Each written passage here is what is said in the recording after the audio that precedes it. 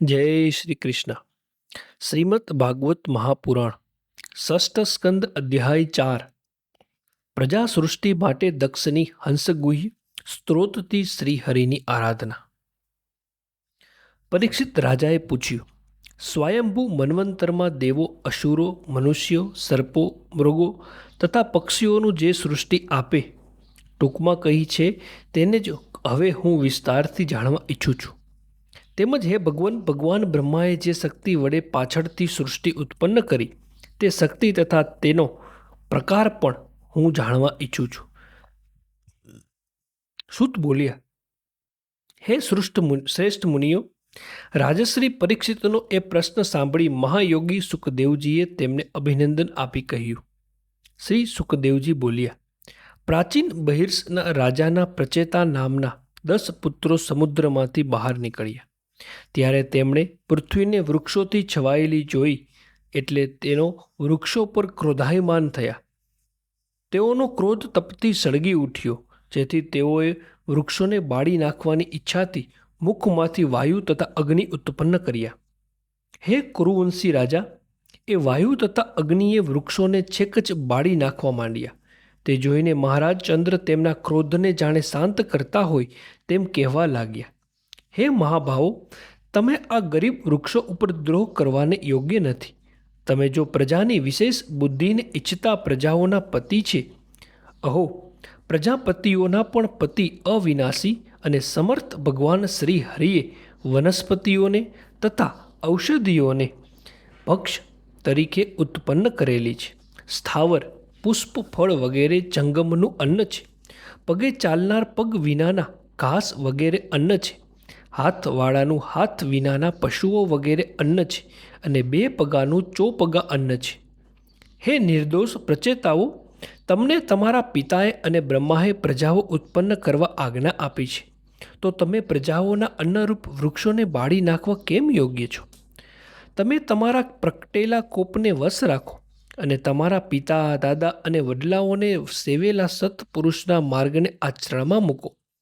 જેમ બાળકોને બધું માતા પિતા છે, નેત્રોનું રક્ષણ કરનાર પાંપણો છે, સ્ત્રીની રક્ષણ કરનાર તેનો પતિ છે, ભિક્ષકોનું રક્ષણ કરનાર ગૃહસ્થ છે અને અજ્ઞાનીઓના બંધુ જ્ઞાની છે, તેમ પ્રજાઓના બંધુ પ્રજાપતિ છે.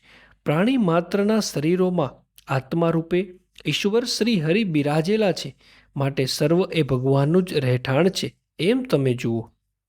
કારણ કે એમ બધે ભગવત દ્રષ્ટિ કરવાથી એ ભગવાનને તમે પ્રસન્ન કરશો.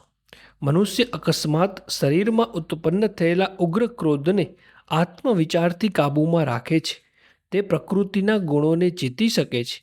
માટે તમે આ ગરીબ વૃક્ષોને બાળવા બંધ કરો અને બાકી રહેલા આ વૃક્ષોનું કલ્યાણ થાવ. તમે આ વૃક્ષોએ ઉછરેલી કન્યાને પત્ની તરીકે સ્વીકારો. હે રાજા, એમ પ્રચેતાઓને શાંત પાડી રાજા ચંદ્ર પ્રલોચતા અપ્સરાઓની કન્યા જે સુંદર નિતંબવાળી હતી તેને એ પ્રચેતાઓને આપી ત્યાંથી પોતાને સ્થાને ગયા અને તે પ્રચેતાઓ તે કન્યાને ધર્મ પ્રમાણે પરણાવ્યા. તેઓથી એ સ્ત્રી વિશે દક્ષ નામે પુત્ર થયો, જેની પ્રજાના વિસ્તારથી 3 લોક ભરાઈ ગયા છે. પુત્રીઓ ઉપર પ્રેમવાળા તે દક્ષે વીર્યથી તથા મનથી જે પ્રમાણે પ્રાણીઓ ઉત્પન્ન કર્યા તે હવે તમે મારી પાસેથી સાવધાન થઈ સાંભળો. પ્રજાપતિ દક્ષે પ્રથમ તો મનથી જ દેવ, અસુર, મનુષ્ય, આકાશચારી, પૃથ્વીચારી અને જલચારી પ્રજા ઉત્પન્ન કરી. પરંતુ એ પ્રજા સૃષ્ટિને વધેલી ન જોઈને પ્રજાપતિ દક્ષે વિંધ્યાચળની પાસેના પર્વતોમાં જઈ દુષ્કર તપ કરવા માંડ્યું. તે અધમ શ્રળ નામનું પાપ દૂર કરનારું ઉત્તમ તીર્થ છે. તેમાં 3 કાળ સ્નાન કરી તેમણે તપશ્ચર્યાથી શ્રીહરિને પ્રસન્ન કરવા માંડ્યા. તેમણે હંસગુહ્ય નામના સ્ત્રોતથી ભગવાન અધોક્ષજની સ્તુતિ કરી, જેથી શ્રીહરિ તેમના પર પ્રસન્ન થયા ને સ્ત્રોત હું તમને કહું છું. દક્ષ બોલ્યા, જે ભગવાન સર્વ કરતા ઉત્તમ સત્ય ચૈતન્ય શક્તિવાળા જીવ તથા માયાના નિયંતા, દેહાદિ ઉપર તત્વ બુદ્ધિવાળા જીવોને ન જોયેલા સ્વરૂપવાળા અવધિ રહિત અને સ્વયં પ્રકાશ છે, તે ભગવાનને હું નમસ્કાર કરું છું. જેમ વિષય ઇન્દ્રિય આદિનું પ્રકાશપણું જાણી શકાતો નથી, તેમ આ શરીરમાં હંમેશા સાથે રહેનારા જીવ સર્વ પ્રપંચના દ્રષ્ટા અને હંમેશા સાથે રહેનારા પોતાના મિત્ર પરમેશ્વરની મિત્રતાને, સર્વ ઇન્દ્રિય વગેરેના પ્રવક્તપણાને જાણી શકતો નથી, કારણ કે દ્રષ્ટા દ્રશ્ય થઈ શકે નહીં. તે મહેશ્વરને હું નમસ્કાર કરું છું.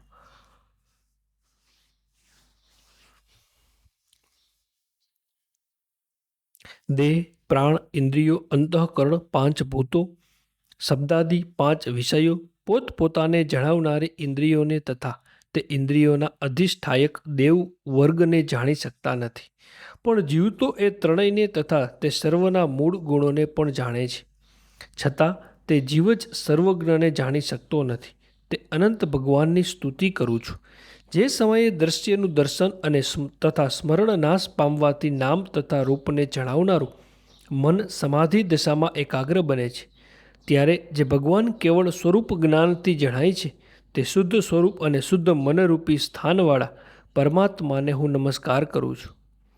જેમ યાજ્ઞિકો અરણી કાષ્ઠમાં ગૂઢ રહેલા અને સંવિધાનોના 15 મંત્રોથી પ્રકાશ કરવા યોગ્ય અલૌકિક અગ્નિને બહાર કાઢે છે, તેમ વિવેકી પુરુષો પ્રકૃતિ, પુરુષ, મહત્તત્વ, અહંકાર, 5 તત્વમાત્રાઓ, 11 ઇન્દ્રિયો તથા 5 ભૂતોરૂપી ત્રિગુણાત્મક શક્તિઓથી ઢંકાયેલા જે પરમાત્માને બુદ્ધિથી હૃદયમાં નિશ્ચય કરીને તે તત્વોથી અલગ સ્વરૂપે ધ્યાન કરે છે, તે સમગ્ર ભેદોવાળી માયાનો નિષેધ કરવાથી ત્રિકાલા બાધ્ય સુખ સ્વરૂપે અનુભવાતા સર્વનામ તથા રૂપવાળા અને અનિર્વચનીય માયારૂપ શક્તિવાળા પરમાત્મા મારા પર પ્રસન્ન થાવ.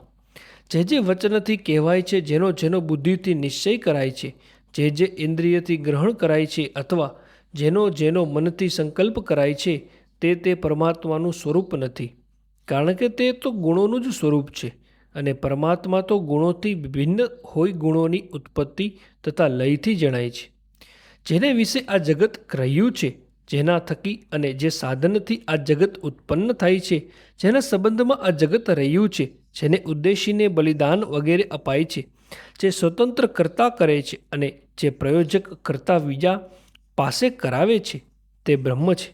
કેમ કે તે બ્રહ્મ સ્વરૂપનું કારણ સર્વની પહેલાં પ્રસિદ્ધ પર એવા પ્રકૃતિ, પુરુષ વગેરેના તથા અપર એવા બ્રહ્મા આદિના પર પરમ કારણ વિજાતીય અને સજાતીય ભેદથી પણ રહિત છે. જે ભગવાનની માયા વિદ્યાની શક્તિઓ વિવાદ તથા સંવાદનો વિષય થાય છે અને તે વિવાદ તથા સંવાદ કરનારાઓએ વારંવાર મનમાં મોહ ઉપજાવે છે, તે અનંત ગુણવાળા વ્યાપક પરમેશ્વરને હું નમસ્કાર કરું છું. યોગ રૂપી ઉપાસન શાસ્ત્રમાં બ્રહ્મને અવયવો અને એમ કહેલ છે, ત્યારે સાંખ્યરૂપ જ્ઞાન શાસ્ત્રમાં તેને અવયવો નથી એમ કહ્યું છે. આ રીતે બંને શાસ્ત્રો પરસ્પર વિરુદ્ધ ધર્મો સ્વીકારી તે સંબંધી વિવાદ ચલાવે છે, તો પણ તે બ્રહ્મરૂપ એક જ વસ્તુમાં સ્થિતિ કરે છે. તેથી એ બંને શાસ્ત્રોમાં તે સમાન પણ અનુસરતા દેખાય છે. તે વિધિ તથા પ્રતિષેધના અવિષયરૂપ હોય અનુકૂળ થાય છે. તે જ વિવાદાસ્પદ બ્રહ્મ છે, જે અનંત ભગવાન નામ તથા રૂપથી રહિત છે, છતાં ચરણકમળનું ભજન કરનાર પુરુષો પર કૃપા કરવા અવતરો વડે સ્વરૂપો સ્વીકારે છે અને કર્મો વડે નામો ધરે છે. તે પરમેશ્વર મારા પર પ્રસન્ન થાવ. પ્રત્યેક શરીરમાં અંતર્યામી તરીકે રહેલા ઈશ્વર પ્રાકૃત સકામ ઉપાસનાના માર્ગો દ્વારા તે અનેક વાસનાઓ અનુસાર તે અનેક સ્વરૂપે મનુષ્યોને જણાય છે. જેમ વાયુ પૃથ્વીના જુદા જુદા ગંધ ગુણનો આશ્રય કરી પોતે જુદા જુદા ગંધ ગુણવાળો જણાય છે, અથવા પૃથ્વીની જુદા જુદા રંગની ધૂળનો આશ્રય કરી જુદા જુદા રંગવાળો જણાય છે, તેમ ભગવાન પણ એક જ હોવા છતાં તે દેવતાઓના સ્વરૂપે ફળદાતા થઈ અનેક સ્વરૂપે દેખાય છે. તે પરમેશ્વર મારા મનોરથો પૂર્ણ કરો. શ્રી સુખદેવજી બોલ્યા, હે કુરુ શ્રેષ્ઠ રાજા, તે અધર્મસ્ત્ર તીર્થમાં દક્ષે એમ સ્તુતિ કરી એટલે ભક્ત વત્સલ્ય ભગવાન એમની આગળ પ્રગટ થયા. એ સમયે ભગવાન ગરુડની પીઠ ઉપર પગ મૂક્યા હતા. તેમને લાંબી ને મોટી 8 ભુજાઓ હતી ચક્ર, શંખ, તલવાર, ઢાલ, બાળ, ધનુષ્ય, પાસ તથા ગદા તેમણે ધારણ કર્યા હતા. પીળા વસ્ત્રો પહેર્યા હતા. મેઘના જેવા શ્યામ હતા.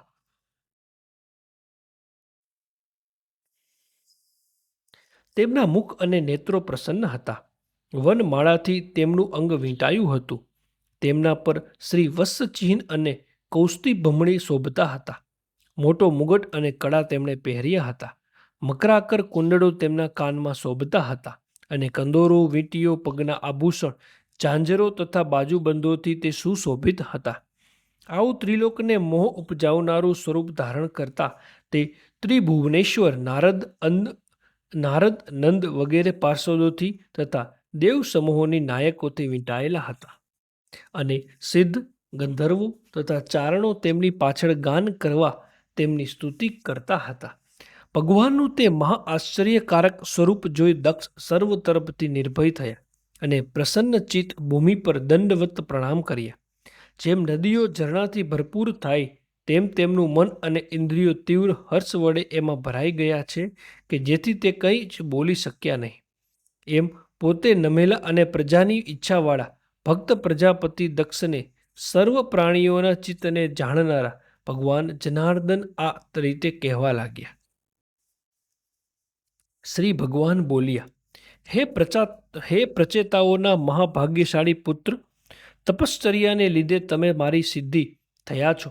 કારણ કે તમે મારા પરાયણ શ્રદ્ધાથી કેવળ મારામાં જ ઉત્તમ ભક્તિ પ્રાપ્ત કરી છે. હે પ્રજાનાથ, તમારી તપશ્ચર્યા આ જગતને બુદ્ધિ કરનારી હોવાથી હું તમારા પર પ્રસન્ન થાઉં છું. મારી આ ઈચ્છા જ છે કે પ્રાણી માત્રની સમૃદ્ધિઓ વૃદ્ધિ પામે.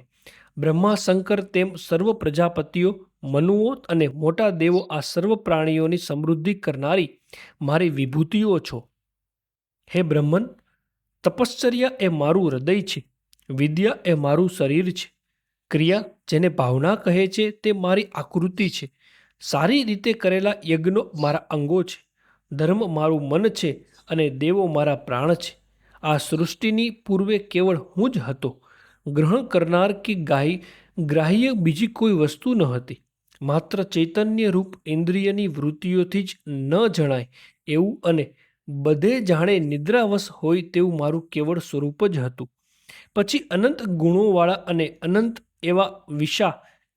એવા મારા વિશે માયાથી ત્રિગુણાત્મક બ્રહ્માંડ ઉત્પન્ન થયું. તે જ વખતે સર્વના આદિ ઉત્પન્ન થયા.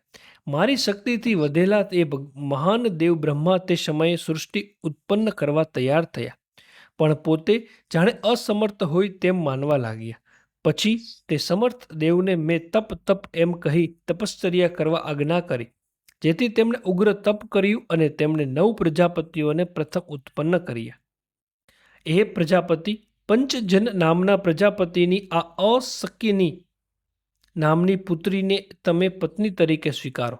તમે મૈથુન ધર્મવાળા છો, તેથી આ મૈથુન ધર્મવાળી સ્ત્રીમાં આ સૃષ્ટિને અનેક રીતે વધારશે.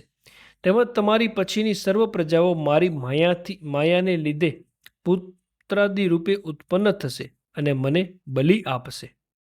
શ્રી સુખદેવજી બોલ્યા, જગતનું રક્ષણ કરનાર ભગવાન શ્રી હરિ એમ કહી દક્ષના દેખતા સપનામાં જોયેલા પદાર્થની પેઠે ત્યાં જ અદ્રશ્ય થયા.